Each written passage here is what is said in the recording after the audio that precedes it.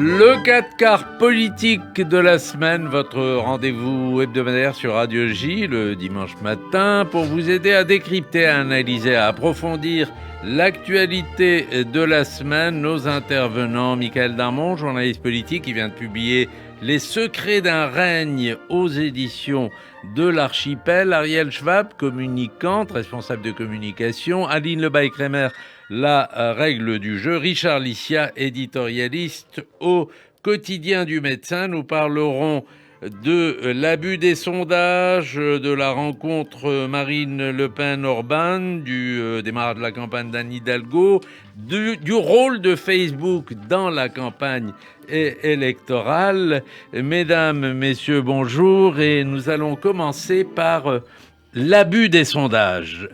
Ouest France a décidé de ne plus publier de sondages et de faire des reportages. C'est une bonne nouvelle, c'est une bonne initiative, Richard Licia? Je suis très partagé. C'est une démonstration de vertu. C'est vrai qu'il y a trop de sondages. C'est vrai qu'ils ne prédisent pas nécessairement ce qui va se produire au moment de l'élection, mais en même temps, les sondages sont devenus une nourriture pour le débat politique. On voit peu à peu s'établir des rapports de force. On voit qui s'approche de manière inquiétante, qui se distance du pouvoir, et c'est très utile pour l'analyse politique. Mais surtout, c'est utile parce que le fait de faire des reportages, comme Le Monde en fait encore sur les fragments de France, c'est très bien du point de vue de la lecture, mais d'un point de vue strictement littéraire. Du point de vue politique, ça n'importe rien. On ne peut pas dire que dans un quartier de Marseille, tout va se décider. On ne peut pas dire que les gens de la presqu'île d'Oléron vont tout décider. Donc, si vous voulez, c'est de la bonne lecture, mais on peut aussi acheter des livres et des romans. Michael Darmon.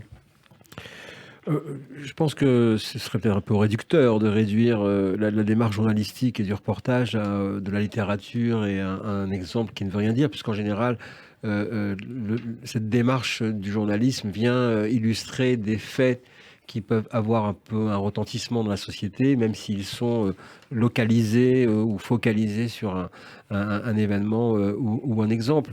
Les sondages, bien évidemment, accompagnent la démocratie depuis des années, depuis vraiment des décennies. Ils deviennent de plus en plus effectivement prépondérants parce que c'est devenu effectivement une industrie, parce que c'est demandé par tous les acteurs et acheté par tous les acteurs politiques, et pas seulement, puisque chaque institut de sondage vous explique qu'en fait, il ne vit jamais avec la politique.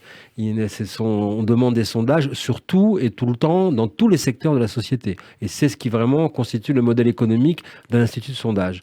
Nous, on se préoccupe de l'aspect public, des affaires publiques, de la politique, et donc on est assez déterminé par ces sondages, dont on dit régulièrement qu'ils se trompent, parce que quand on confond le fait qu'ils doivent prédire une élection avec une photo instantanée, c'est là où il peut y avoir un hiatus. Mais il est vrai que, en tout cas, dans cette pré-campagne-là, ces sondages sont les arbitres des élégances. C'est-à-dire qu'effectivement, on voit bien comment, du côté de LR, par exemple, même s'il va y avoir un vote interne avec les adhérents, ils sont quand même impressionnés, entre guillemets, par les sondages et influencés par les sondages qui racontent et qui restituent l'opinion. Et juste pour terminer sur, effectivement, la décision de Sud-Ouest, elle me rappelle celle du quotidien Le Parisien, au début de la précédente campagne présidentielle, qui avait annoncé la même chose, qui n'a pas tenu très longtemps sa démarche, et qui, au fond, me semble être une démarche, je dirais, cette fois-ci plus marketing pour se singulariser, plutôt que d'avoir d'efficacité, parce que les sondages sont utiles à condition de savoir les maîtriser. Alors, on va dire quelques mots quand même de Facebook et des réseaux sociaux, parce que ces réseaux sociaux, à l'évidence, vont avoir un rôle capital dans cette campagne, peut-être pas aussi important qu'aux États-Unis. Mais enfin, on dit d'ailleurs que le public de Facebook est un public vieillissant, mais en même temps, les jeunes, paraît-il, migrent vers Instagram et vers WhatsApp, qui sont eux-mêmes des propriétés de Facebook. Qu'est-ce qu'il faut en penser, Aline Lebaille-Kramer? Sur l'aspect vieillissant, entre guillemets, de Facebook, oui, c'est une réalité. La plupart des plus jeunes ne sont pas sur Facebook. Donc, on avait tous dit que c'était quelque part un réseau social qui était en déperdition. On s'est rendu compte que ce n'était pas si vrai lors des Gilets jaunes, parce que la mobilisation des groupes, on va dire les départs de feu des Gilets jaunes, ça s'est passé sur Facebook et ça a été assez impressionnant. Donc, ce qui a donné une forme de crédit, en tout cas au niveau français. Après, ce qu'on peut dire de la question des Facebook Papers, grâce à cette lanceuse d'alerte qui va d'ailleurs être auditionnée le 10 novembre en France à l'Assemblée, me semble-t-il. Elle dit que Facebook, finalement, ce qu'on savait déjà, c'est-à-dire qu'il y a une création de monstres qui n'arrivent plus eux-mêmes à contrôler et que ça va être très compliqué, qu'il est question de régulation. Mais c'est l'éternel hydre à réguler parce que pas de siège social sur place, parce que les décisions se prennent aux États-Unis ou en Irlande et que c'est très compliqué d'obtenir quoi que ce soit. Qu'est-ce qui va se passer? C'est compliqué, mais en tout cas, il est clair que ça a eu un rôle dans la présidentielle américaine. Est-ce que ça aura le même type de rôle en France? On n'en sait rien. Après, il y a des tentatives sur la question de la régulation. Il y a quelques personnes. Est-ce que l'utilisation de Facebook et des réseaux sociaux sera réglementée pendant la campagne, Ariel Schwab? Alors, je ne sais pas, on ne peut pas encore savoir de quelle manière ce sera réglementé, mais ce qui est sûr, c'est que au fond, la question qui se pose là sur les sondages, d'une certaine manière, comme sur l'utilisation de Facebook, c'est la question de la recherche de la vérité, ce qui est dans la tête des gens. Donc, est-ce que les sondages savent de manière absolue et indétrônable, sans se tromper, peuvent nous donner la vérité, on sont finalement cette boule de cristal qu'on cherche? De toute façon, probablement que non. Est-ce qu'il faut combiner la lecture des sondages, comme le disait Michael, avec une grille de lecture, une analyse, des corrections, des investigations de fond? Probablement que oui. En même temps, à vouloir s'éloigner des chiffres qui sont quand même une forme d'objectivation de la réalité française, on peut aussi tomber de Caribancilla, c'est-à-dire aussi dans une forme de populisme. Je regardais ce que revendiquait Ouest France dans sa prise de position sur les sondages. Il disait qu'il voulait aller au plus près de la réalité et interroger les gens, au fond, les vrais gens, est-ce qu'ils pensent vraiment, ce qu'ils disent vraiment. Mais ça aussi, c'est piégé d'une certaine manière parce que ça nous donne une espèce de micro-focale qui peut être tout aussi trompeur que des chiffres. Donc, il faut tout le temps, probablement, naviguer entre une forme d'objectivation par les chiffres et une forme d'ancrage dans la réalité par des points de vue de vrais gens, entre guillemets, et de vraies réalités. Et c'est un peu pareil avec les réseaux sociaux, d'une certaine manière. Tout est question de mesure et de combinaison d'informations. Il faut que chacun prenne ses responsabilités dans la transmission de ces informations, ça c'est la responsabilité des médias, dans la lecture de ces informations, et ça c'est notre responsabilité en tant que citoyen et en tant que potentiel votant.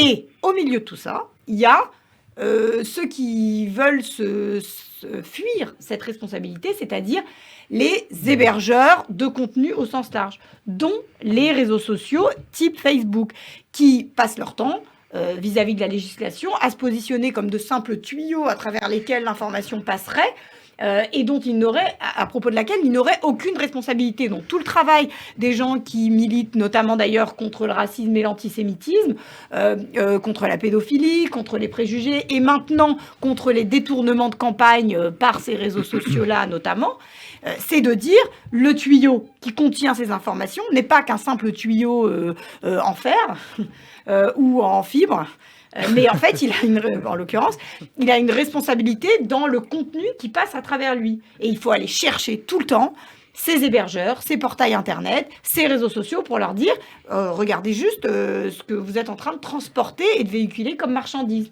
Et on voit bien que Facebook, en réalité, est loin d'être neutre. Et les juridictions, y compris aux États-Unis, sont en train de se rendre compte que les tuyaux en question, les fibres en question, ont eu en fait une très grande responsabilité à évaluer encore dans l'orientation des élections américaines, la diffusion des fake news, le contrôle plus ou moins grand, et là c'est très inquiétant ce qui se passe, sur les algorithmes qu'ils ont eux-mêmes créés. On peut dire ici, il y a une forme de golem qui est en train dont on est en train de se rendre compte de son existence, et dont Mark Zuckerberg serait oui, parce qu'ils étaient dans l'affirmation d'un contrôle, et ce que révèlent entre guillemets, les Facebook Papers, c'est qu'en fait non, ils ne contrôlent plus.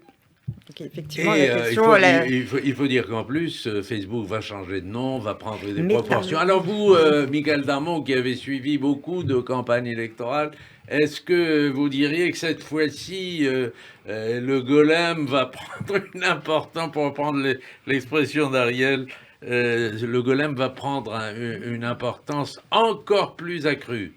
Bon, le golem termine mal déjà dans l'histoire, donc effectivement, à la fin, ça se termine. Mais surtout, ce qui me semble frappant, c'est justement avec ce changement de nom que vous évoquez, puisque Facebook va s'appeler à partir de maintenant Meta, pour illustrer justement ce nouveau système, cet nouvel univers, le virtuel, le métaverse, qui va être vraiment une sorte d'évolution du genre humain. C'est-à-dire que ce que l'on découvre actuellement, et c'est pour ça qu'il y a maintenant des contestataires et des gens qui viennent contrôler et combattre cette institution, on découvre maintenant quel est le réel projet depuis le départ de Facebook, c'est-à-dire, et d'une manière générale, de cette civilisation numérique. C'est de créer une véritable nouvelle civilisation, une évolution du genre humain, ce que Yuval Harari appelle la nouvelle religion du dataïsme. C'est-à-dire qu'à partir de maintenant, on est de plus en plus dans une logique où ces GAFA, ces grands réseaux sociaux, tout simplement sont en train de créer une nouvelle civilisation qui sort des États, qui concurrence les États, puisque le budget de Facebook est considérable. On parle ce sont des centaines de milliards de dollars, avec des expérimentations qui sont menées, avec une véritable indépendance vis-à-vis, notamment sur les domaines de la santé, sur les domaines de l'éducation, de la recherche, des contenus, qui sort totalement de la logique de contrôle des États qui, jusqu'à présent, les avaient dans leurs mains. Et c'est cela qui, je trouve, est en train d'être compris et qui crée tout simplement ce désarroi. Ce que Zuckerberg explique en ce moment, là, il dit on va s'appeler Meta parce qu'évidemment, on va maintenant totalement basculer dans un autre univers, qui est l'univers où chacun va avoir son propre avatar. On est en train de rejoindre totalement les films et les livres de science-fiction qu'on lisait depuis des années. Et il dit, et nous rappelons que notre principe reste toujours rassembler le monde. C'est-à-dire, en fait, contrôler le monde. Faire façon à avoir, effectivement, une capacité de pouvoir aller chercher les comportements, les données, ce qui détermine chaque être. Et ce qui est frappant, c'est que tout à la fois, en étant très critique vis-à-vis de ces réseaux sociaux, leur consommation ne faiblit pas, bien au contraire. Et même est utilisé par ceux qui contestent les systèmes. Vous le disiez tout à l'heure, Facebook a été le média alternatif des Gilets jaunes. Chaque guerre, chaque conflit a son média. CNN a eu sa guerre, les chaînes d'infos ont eu leur guerre. Eh bien, Facebook a été le média de la crise des Gilets jaunes parce qu'en fait, c'est le média des communautés. Ils se sont retrouvés dans une même communauté et en disant effectivement ce que vous disiez tout à l'heure, eh bien, nous avons notre vérité, nous la propageons ensemble et c'est avec ce média parce qu'on ne fait plus confiance aux médias, on va dire historiques ou classiques, qui eux propagent des mensonges. Donc on est dans un mode de fonctionnement qui questionne la démocratie, qui questionne la souveraineté des États et qui va vers un projet que l'on appelle libertarien, c'est-à-dire où l'État n'a plus sa place et où une entreprise vient organiser les compartiments de notre vie. Richard Licia, est-ce qu'il ne faut pas réglementer un peu tout ça, même si aux États-Unis ça n'a pas été fait, mais étant donné l'allure que ça prend aujourd'hui, est-ce qu'il ne faut pas établir des réglementations pour les réseaux sociaux pendant la campagne? Absolument. Il faut établir une réglementation extraordinairement ferme en France, en Europe, aux États-Unis, il faut comprendre que si il n'y a pas une loi très ferme qui s'occupe de ce problème qui est universel, nous arriverons à des résultats de plus en plus inquiétants. Pour le moral d'un peuple, pour les comportements politiques, pour les comportements sociaux. On a déjà vu des conséquences assez graves en France de l'usage des médias, et donc les gouvernements doivent réagir. Bon, tout ça, c'est une question de la démocratie, une fois encore, confrontée à des difficultés que lui apportent les temps modernes. Et donc, ce n'est pas facile. Et ce n'est pas facile pour une démocratie de réparer une situation qui est dictée par les progrès de la science. Mais c'est un impératif catégorique. Il faut le faire, et je crois profondément qu'il faut prendre son temps et le faire. Est-ce que c'est valable pour tout le monde, pour tous les candidats aujourd'hui, ou est-ce qu'il y en a qui jouent davantage avec les réseaux sociaux, ou qui vont jouer davantage avec les réseaux sociaux que d'autres? Ariel, vous souriez là. Parce que j'étais en train de réfléchir et de me refaire la liste des candidats pour voir s'il y avait un usage particulier des réseaux sociaux qui émergeait. Et je pense que c'est assez frappant de voir à quel point, de la part des candidats qui se positionnent, il y a un usage très traditionnel des médias pour le moment qui est fait par l'ensemble du spectre de ceux qui se revendiquent le plus de modernité éventuelle, d'ailleurs je ne sais même pas où on pourrait les catégoriser, jusqu'à des vieilles gardes historiques d'un parti ou d'un autre.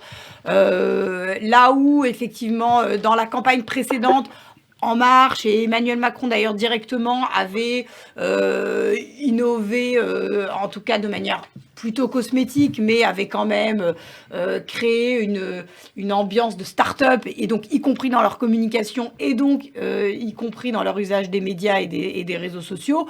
Aujourd'hui là, dans le cadre de la préparation aux primaires, c'est pas tellement le cas. Ils ont probablement pas tort, parce qu'en réalité, les gens qui votent... enfin, c'est la poule et l'œuf, hein, c'est le serpent qui se mord la queue. C'est-à-dire que c'est pas ça qui, du coup, va permettre aux nouvelles générations qui s'informent et qui suivent beaucoup l'actualité par des usages de réseaux sociaux.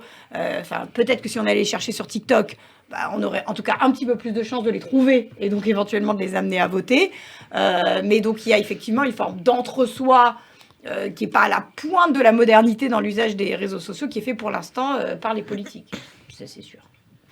Est-ce que ça ne renouvelle pas un peu les formes, parce qu'on n'est plus du tout dans le porte-à-porte, dans les préaux d'école, dans les meetings, ni même dans les grands meetings, on n'est plus là-dedans, on est dans autre chose. Aline Lebas-Crémin. Pardon, on est dans autre chose, mais il y a une dimension qu'il ne faut pas oublier sur Facebook, comme sur d'autres réseaux sociaux, c'est la question de la monétisation, de l'argent. C'est-à-dire que sur Facebook, quand on veut sponsoriser un contenu, on donne de l'argent.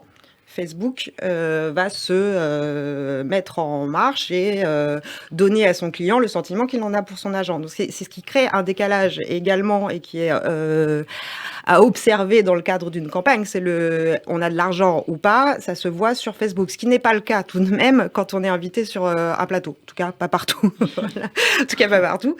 C'est cette question-là de déséquilibre total entre un gros budget pour une campagne Facebook et un tout petit budget. Voilà. Et ça se voit. Et de ce point de vue-là, il y a la question très, très, très libérale. Voilà, il ne s'agit pas d'interroger ça, mais peut-être un petit peu quand même aussi. Mais chez Facebook, si on paye, on en sera complètement visible. Si on ne paye pas, on sera un peu moins visible. Et c'est ça aussi les enjeux de la régulation, en plus de la question de considérer ou pas cette plateforme comme d'autres, comme Twitter, parce que Twitter s'en sort pas mal là, sur ce plateau.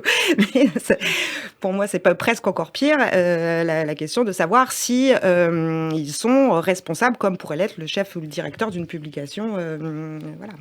Traditionnel. Michael. Oui, c'est vrai qu'on peut même d'ailleurs distinguer une forme les spécialistes des réseaux sociaux, j'en suis pas, mais ce que j'ai pu lire distingue maintenant une forme de typologie entre les réseaux sociaux. Twitter, que vous venez d'évoquer, est considéré comme le réseau de la colère. tout peut se défouler, tout peut se dire, où globalement ce sont des gens qui protestent, qui s'expriment sur Twitter. Sur Facebook, on cristallise des opinions. Sur Instagram, on raconte la vie rêvée. Et de ce point de vue-là, on voit bien qu'il y a maintenant chaque réseau social a son identité. Vous évoquiez tout à l'heure, posiez la question sur les candidats et qui utilise plus. Il y a quand même Emmanuel Macron qui a continué au-delà de la campagne, à investir massivement ces réseaux sociaux. Il est un président Instagram. Il faut savoir que depuis le début, depuis son élection, il y a un compte Instagram où minute par minute, vous avez l'activité du président de la République. Qui est à chaque fois photographié, posté, commenté. Et c'est une sorte de film continu qui dure depuis maintenant presque 5 ans, d'une part. Ensuite, on l'a bien vu, et on a vu quelques moments et quelques séquences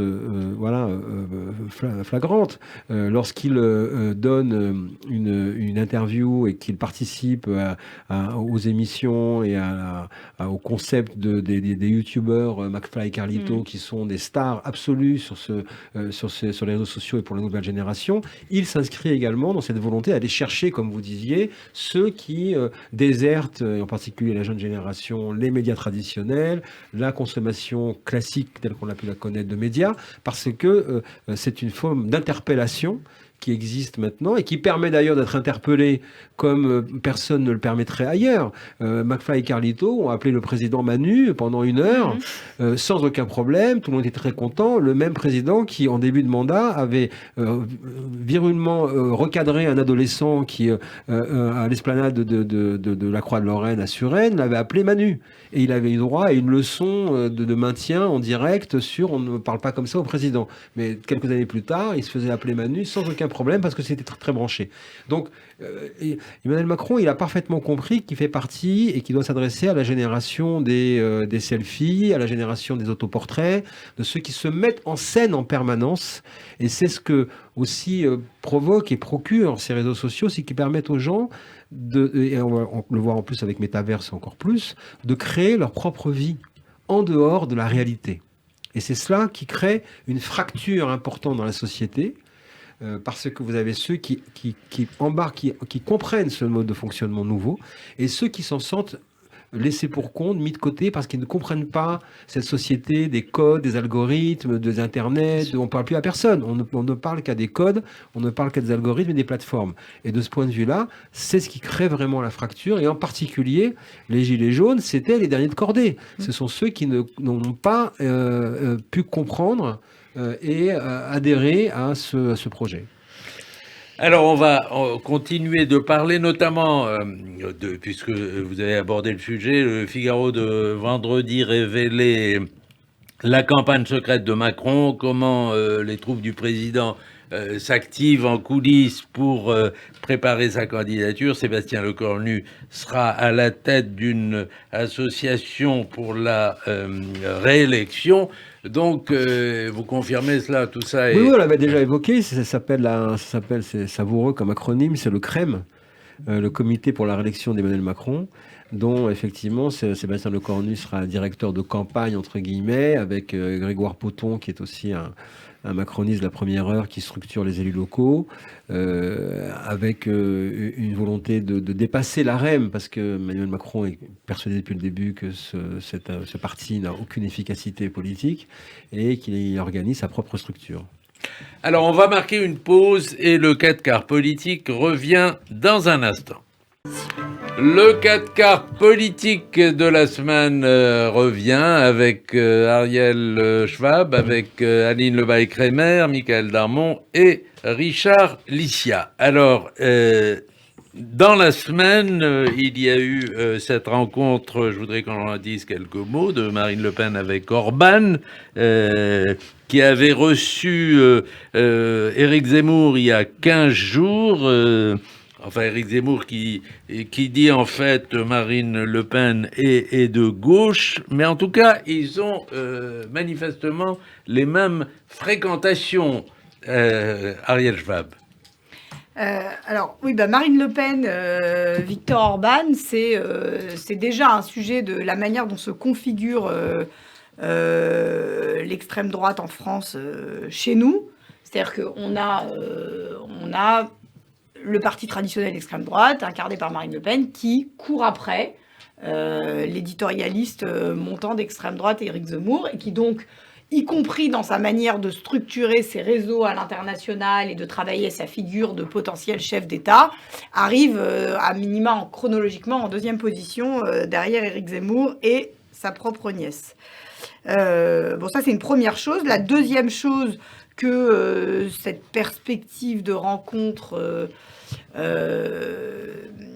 peut évoquer, c'est la manière dont le monde européen et occidental se structure avec des pôles de populisme, d'extrême droite assez durs qui sont en train de s'aligner derrière Viktor Orban, qui incarne le monde qui a basculé. Alors, c'est pas forcément irréversible, mais qui, en l'état, en tout cas, a basculé. Beaucoup en Europe de l'Est, mais pas seulement.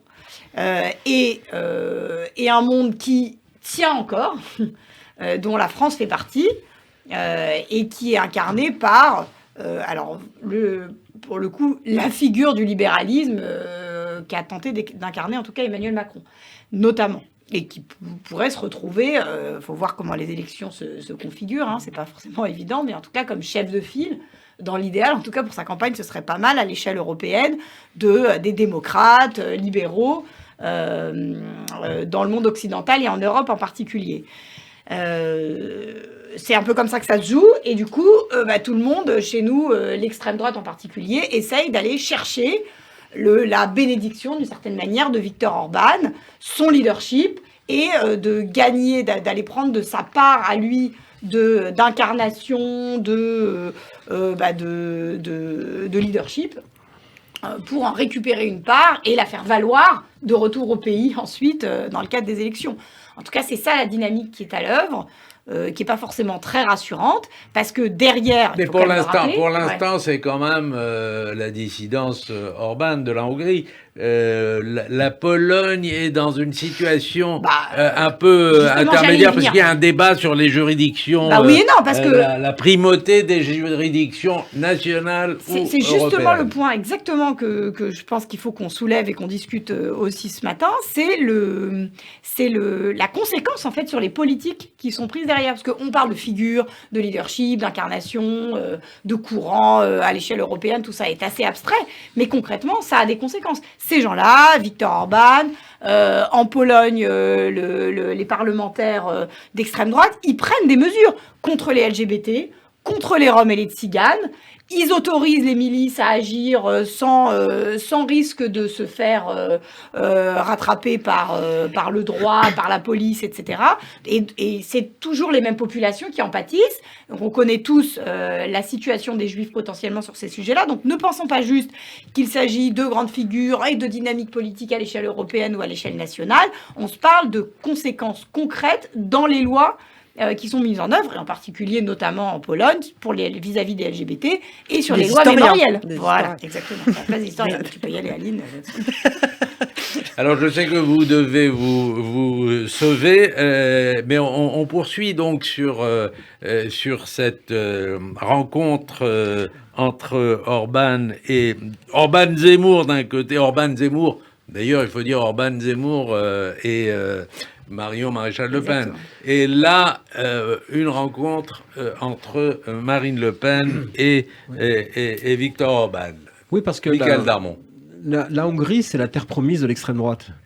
C'est le régime illibéral qui s'assume comme tel, qui organise une société selon ses valeurs, qui effectivement impose, comme on l'a dit, des politiques extrêmement autoritaires, restrictives aux minorités, qui contrôle, réduit la liberté de la presse. Donc nous avons sous nos yeux actuellement, au XXIe siècle, tout simplement une société, et d'autres à côté, la Pologne en fait partie, le Brésil est dans ce rang également. Nous avons également maintenant des sociétés autoritaires, extrême droitières, fascisantes, qui s'installent, qui s'assument et qui régénèrent un roman national et économique, qui prouvent à la société ou aux autres sociétés que la démocratie n'est plus l'alpha et l'oméga, que la croissance n'est plus obligatoirement adossée à la démocratie libérale comme on l'a connue pendant des siècles et comme on l'a cru pendant des siècles. Et cela, avec également le travail en arrière-fond de la Chine, de la Russie, on voit bien qu'aujourd'hui, c'est totalement assumé. Et Marine Le Pen et Éric Zemmour, qui sont dans une course à l'échalote, sont tout simplement obligés d'aller chercher l'onction hongroise. Et c'est là que les problèmes commencent. Parce qu'en fait, Marine Le Pen, qui est allée demander le soutien de Viktor Orban, ne l'a pas obtenu. Lorsque Viktor Orban et Marine Le Pen ont pu parler lors de la conférence de presse, elle a demandé quasi explicitement le soutien de Viktor Orban, et Viktor Orban a répondu « Je ne saurais me substituer aux décisions du peuple français ». Donc il n'a pas voulu lui donner également, d'onction de ce point de vue-là. Mais il est important pour une Marine Le Pen qui est obligée, sous la pression d'Éric Zemmour, de faire pour la première fois une campagne de premier tour. C'est une épreuve politique qu'elle n'attendait pas. Parce que jusqu'à présent, elle se comportait comme une qualifiée d'office. Là, elle fait une campagne de premier tour. Elle repart l'économie, elle va renvoyer des messages de radicalisation en allant rencontrer Orban, parce qu'elle subit en ce moment, peut-être le vent du dégagisme qui peut la menacer et qui peut l'éliminer de cette campagne présidentielle. Donc, Viktor Orban est pour Marine Le Pen, plus que pour Éric Zemmour, je pense, pour Marine Le Pen, une sorte de moment de crédibilisation, mais qu'elle n'a pas obtenu. Richard Licia, vous avez consacré un de vos blogs cette semaine à ce rapprochement Marine Le Pen, Viktor Orban. Ah, je suis beaucoup moins dans l'analyse, que je respecte bien sûr, dans l'analyse que dans le jugement. Il faut des mots pour dire tout ça. C'est épouvantable et en même temps, c'est dérisoire, c'est honteux. Des personnalités politiques françaises qui vont chercher l'onction du pire ennemi de l'Europe en Europe, c'est quand même quelque chose. Et je crois qu'il faut dire à quoi tout ça correspond. Ce sont donc certes des ambitions électorales, n'importe qui peut aller voir qui il veut en Europe, mais en même temps, c'est entouré d'un tel cérémonial. On a fait de Orban la reine d'Angleterre en quelque sorte. Donc il y a un protocole extraordinaire. On se congratule, c'est merveilleux, mais qu'est-ce que ça veut dire? Quel sens ça a? Pour aller où? Pour faire quoi? Qu'est-ce qu'ils sont allés faire à Budapest? Donc, je n'ai pas perdu beaucoup de temps dans mon blog pour dire quelles étaient leurs raisons. J'ai simplement décrit un cycle drôle où Madame Le Pen précède M. Zemmour, qui lui-même précède Mme Le Pen, on n'en finit plus. Et donc, je juge ça, certes, c'est politique, mais en même temps, c'est dérisoire.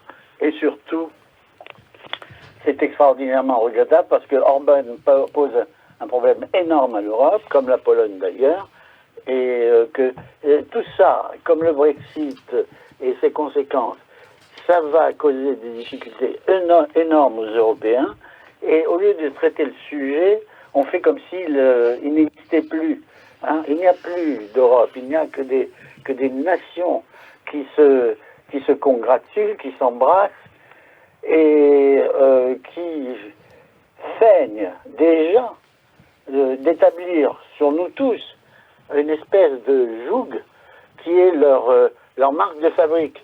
Des gens extraordinairement dangereux, étonnamment ridicules, contre lesquels il faut se battre avec la plus grande fermeté.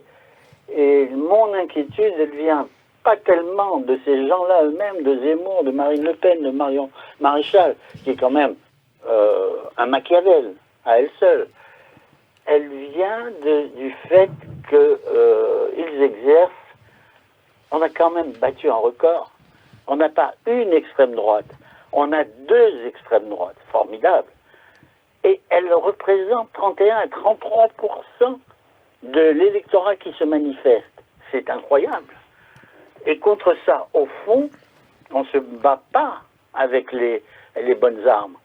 On est en train de faire une campagne comme s'il y avait un seul ennemi et le président sortant. Et on oublie de dire à l'autre en face, qui est lui aussi dans l'opposition, on ne peut plus parler d'une opposition, mais de plusieurs oppositions. Donc il y a l'extrême gauche, l'extrême droite, les écolos, les socialistes. Et au lieu de dire, par exemple, dans le cas d'Anne Hidalgo, ce qui ne va pas dans la montée de l'extrême droite, ce qui ne va pas chez Mélenchon, elle dit « Ah là là, qu'est-ce qu'on est mal géré! Ah là là, quel gouvernement on a !» Et puis, elle fait des propositions qui sont hors sol. Donc moi, je dis, la vraie question, c'est pas ce que fait Zemmour quand il a un moment à perdre, ou Marine Le Pen quand elle veut aller sur les rives du Danube. La vraie question, c'est de savoir les décrire, les démontrer le venin qu'ils représentent, le poison qu'ils sont, et de combattre leur comportement avec le plus de rigueur, de fermeté et je dirais même de méchanceté pour en finir avec ces gens. Voilà. Allez. Alors, on revient à la Macronie parce que c'est vrai que d'abord dans les thèmes qui intéressent les Français, le Figaro a indiqué que l'immigration était passée devant le niveau de vie, ce qui prouve l'ascension des idées d'Éric Zemmour. Il n'est pas encore candidat, mais il en est qui se projette déjà sur le deuxième tour. Michael Darmon, est-ce que la Macronie commence à s'inquiéter du phénomène Zemmour? Oui, mais tout d'abord, cette enquête que vous citez du Figaro, elle est contestée par d'autres enquêtes qui ont été publiées ces jours-ci et qui disent le contraire, et qui mettent l'immigration en 3e ou 4e position, et qui établissent que les Français sont d'abord préoccupés par les questions de pouvoir d'achat, d'éducation, d'environnement et d'immigration sécurité. Donc tout cela, évidemment, c'est lié aux couleurs éditoriales de chaque média, mais il y a des enquêtes un peu plus indépendantes qui l'établissent. On voit bien d'ailleurs que c'est pour ça que Marine Le Pen repart l'économie, parce qu'elle a bien compris que c'était important. Par rapport à ce qui se passe en ce moment en Macronie et du côté d'Emmanuel Macron, vous avez deux types, d'après ce que je comprends, deux types de comportements. Très très près du président, le sentiment que l'élection peut être gagnée assez facilement et qu'il n'y a personne en face en réalité, et que Marine Le Pen sera face à Emmanuel Macron, et que dans ces cas-là, il sera réélu, peut-être de manière plus compliquée, mais en tout cas qu'il sera réélu. Et puis vous avez d'autres personnes qui pointent le fait qu'effectivement Éric Zemmour pulvérise complètement les codes et les schémas établis, qu'il impose une primaire à l'extrême droite, qu'il n'est pas évident du coup que Marine Le Pen soit forcément qualifiée pour le second tour. En tout cas, ce qui se passe, c'est que le ring du match Le Pen-Macron, qui était verrouillé par la Macronie depuis le départ, également par Marine Le Pen, est ouvert. Et que le match Le Pen-Macron est de plus en plus incertain. Et c'est cela qui inquiète, d'autant plus qu'il y a aussi un constat, ce que certains autour du président de la République disent, qualifient de faux plat. Ils constatent que malgré l'hyperactivité du président sur tous les sujets, faisant de multiples annonces, des chantiers, des subventions, tout cela se passe dans une indifférence de la société. Et qu'en réalité, les gens n'impriment pas ce qu'il fait. Et certains commencent à dire, ça ressemble un petit peu à une situation qu'on a connue avant le 21 avril 2002. C'est-à-dire quand les Français ne disaient rien, quand les Français regardaient, mais en fait ne donnaient pas vraiment leur avis. Et ça les inquiète beaucoup, parce que beaucoup pensent que le jeu est totalement réouvert et moins organisé, tel que Emmanuel Macron l'a fait depuis le début de son mandat, en fracturant la droite et en préparant le match retour. Alors, préparez vos coups de cœur avant de partir à m'a laissé le sien, à Ariel Schwab, mais on va dire quelques mots avec vous, chère Aline, du procès du meurtre de Mireille Knoll, qui s'est ouvert cette semaine aux Assises de Paris. 2 personnes comparaissaient et chacune accuse l'autre d'avoir poignardé de 11 coups de couteau cette vieille dame, Mireille Knoll. Emmanuel Macron avait assisté aux obsèques. Mireille Knoll a été tuée parce que juive, avait dit le président de la République. Est-ce qu'on s'achemine vers la vérité sur ce procès ? C'est compliqué à dire, tant l'attitude des deux accusés est extrêmement froide, silencieuse, mutique, presque indécente. Impassible, a-t-on dit. Impassible, de l'impassibilité qui frôle l'indécence par rapport au meurtre, aux faits, à la façon dont cette femme a été assassinée. C'est aussi une femme juive. Il y a cette question-là aussi derrière ça. Est-ce que révèle aussi certains éléments d'un accusé qui a été condamné pour agression sexuelle au préalable sur la fille de l'assistante de vie de Mireille Knoll.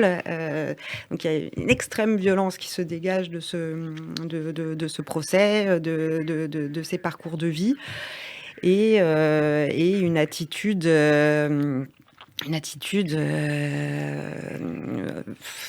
comment dire ça, enfin vraiment indécente je trouve de la part des prévenus. Donc vérité, j'imagine que la famille l'espère, évidemment. Ça risque d'être compliqué. La justice va faire son travail. Donc ça, il y en a encore pour quelques temps. Vous voulez ajouter un mot, Richard Licia, là-dessus, ou Michael Darmon? Non, je confirme tout ce qui vient d'être dit, j'approuve. Michael Darmon. Ce qui me frappe, c'est que maintenant, dans tous les reportages des médias, le fait le caractère antisémite de l'agression et du meurtre n'est pas du tout éludé. Alors que pendant un temps, il y avait aussi encore une question. Là, maintenant, tous les reportages associent sans hésiter une seconde. Et c'est une mutation et une évolution qu'il faut souligner.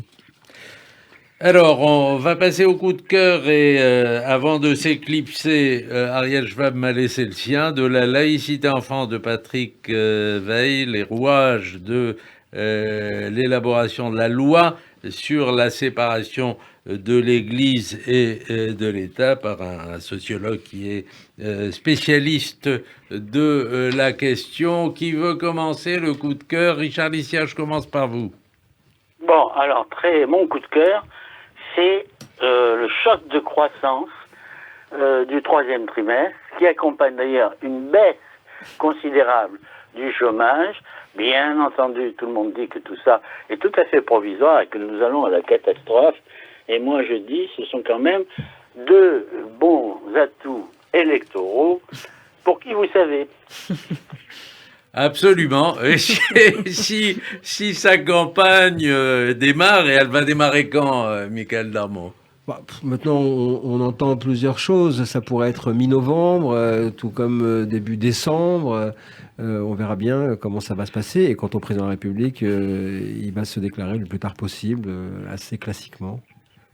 Et votre coup de cœur? Alors, mon coup de cœur est sur un terrain totalement différent, mais qui raconte aussi comment une société se raconte.